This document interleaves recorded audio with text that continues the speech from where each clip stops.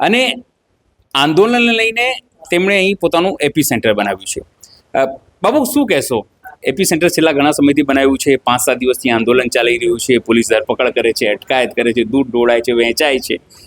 ક્યારે અટકશે? ક્યાં શું કોઈ ડેડ એન્ડ જેવું આવી ગયું છે આમાં? કારણ કે સરકાર સાંભળો, 5 દિવસથી દૂધ ઢોળાય અને સરકારને આ વસ્તુ દેખાતી નહીં હોય. કેટલી કરુણ બાબત છે.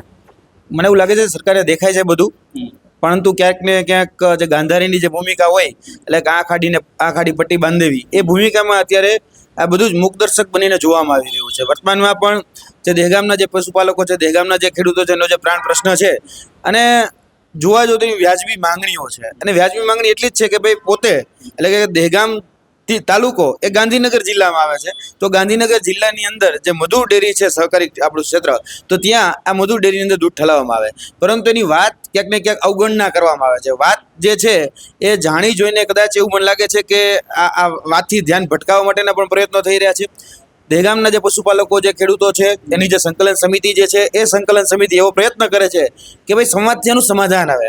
સૌપ્રથમ એ લોકોએ સંવાદ કરવાના પૂરા પ્રયત્ન કર્યા. સંવાદમાં પણ જે વર્તમાન જે જનપ્રતિનિધિઓ હતા દહેગામના, તેની સાથે સંવાદ કરીને જે સમસ્યા છે, જે એનું નિરાકરણ લાવવા માટેના પ્રયત્નો થયા, પરંતુ ત્યાં કોઈ એ વાતને સાંભળવામાં ન આવી.